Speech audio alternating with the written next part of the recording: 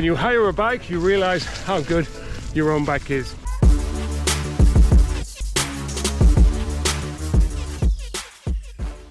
Hi guys, Jace here. As you can see, I'm in beautiful central Otago in New Zealand, and we're here just outside our town at Millbrook Resort, where my partner is at a conference, and I'm the plus one for a couple of days, which is quite nice.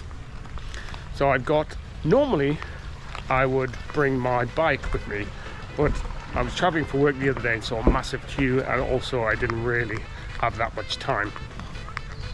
So today I'm hiring a bike. That's where I'm going now, just to hire a bike and do 2 or 3 hours around the Queenstown Cycle Trails. Come and join me and we'll have a chat. Well, I picked up the hire bike, and as expected, it is pretty basic. So let's have a look at it. It is a Noco something storm.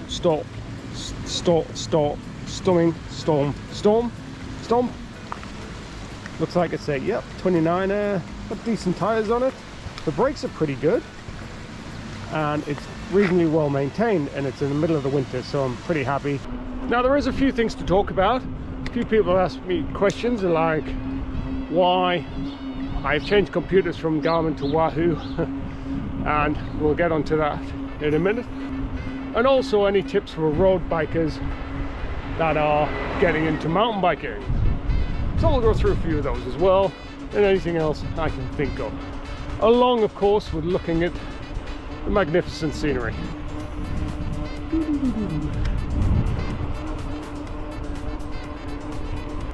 Now on this ride I'm going to go through our town, back towards Queenstown, and probably do a loop around Lake Hayes before heading back to our town and Millbrook. It's probably about 40k or so, I think. So which is enough on this little hire bike, and I'm on my recovery week.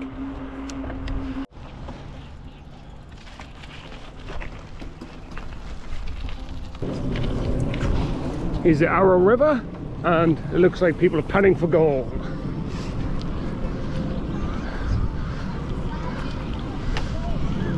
This was a historic kind of place for gold mining many years ago, when the Chinese settlers came over and gold mined. And you got Mace Town up in those hills as well somewhere. You can cycle there over quite a few rivers though, and they're probably quite high today.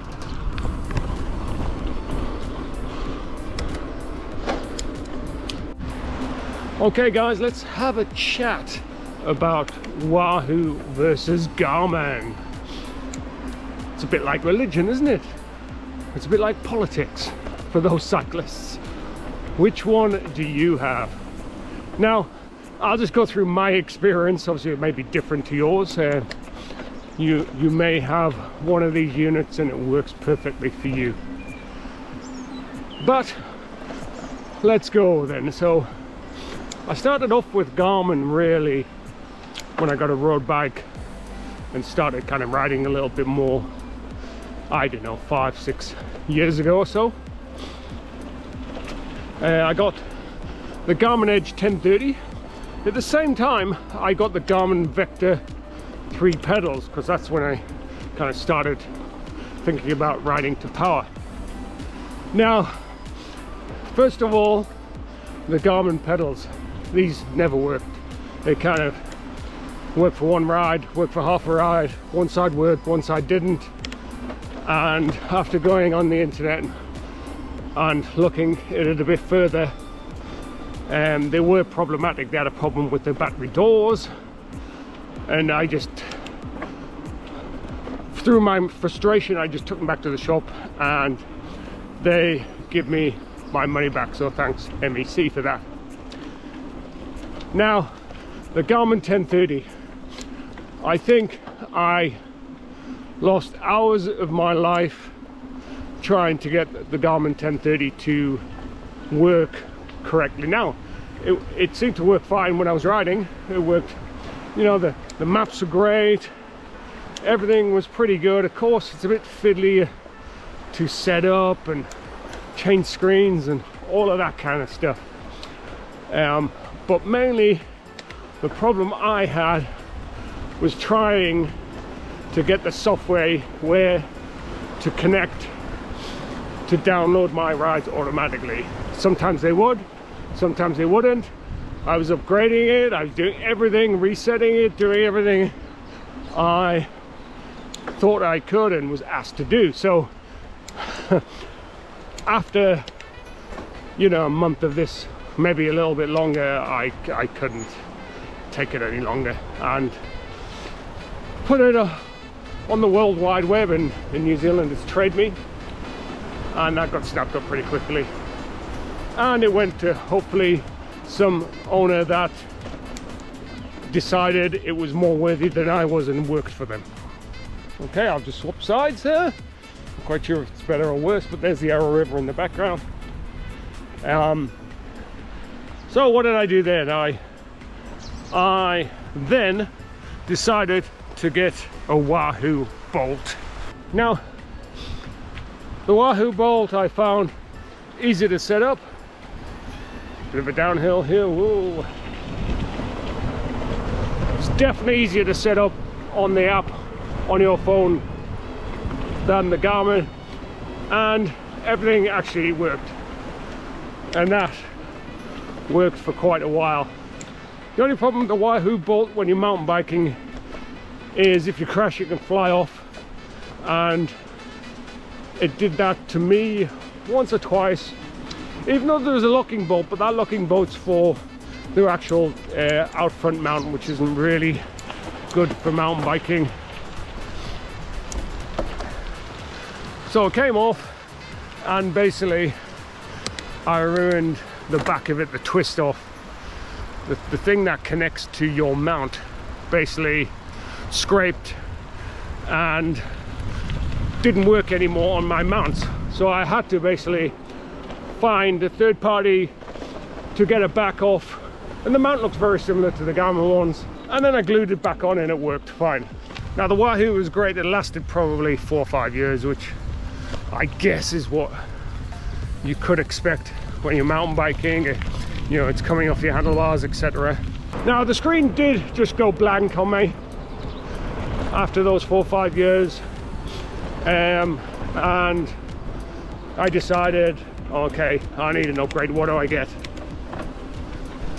Was I tempted with the Garmin? Ooh, just for a nanosecond. Not really. Still burnt. I got a Wahoo Roam. Wahoo Roam was a bit bigger, color screen. It was quite nice. It just worked exactly like the Bolt did, but slightly better just because of the colors. Now the Bolt V2, the version 2, wasn't out at the time, so I found the frustration with the Wahoo was the maps. Everything was going swimmingly, and actually the maps are okay if you're on the road. If you're on the mountain bike and you've got a route in, you can't really see it. It's like 1980s, 1990s style kind of video game, and you have to be looking carefully to work out where to go, and more often than not you'd miss the turn if you didn't know the area. So the maps weren't great. Now I did try it on a few areas, and yeah, not much luck. It couldn't work out where the hell I was going, even though I had my route on. Garmin introduced Trail Forks as integration, and this interested me because of that fact. I think it would be quite cool to look at, you know, you'll be able to see the trails on your map, etc.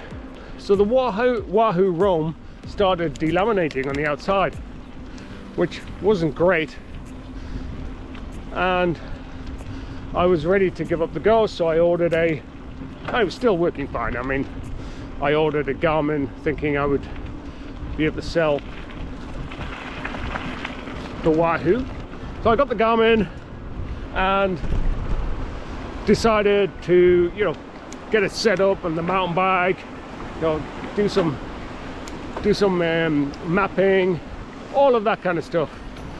Now, what a frustration I had. what a faff setting up. It was a Garmin 530, probably better off getting the touchscreen, but I figured that on a mountain bike, if I had gloves, wouldn't be worth having. It was quite a faff setting up, as Garmin's are, but once you're set up, you know, it's fine. It's got lots of different apps you can use, actually probably too much choice. But the thing would not connect to my power meter on my mountain bike. Would not connect at all. I tried everything.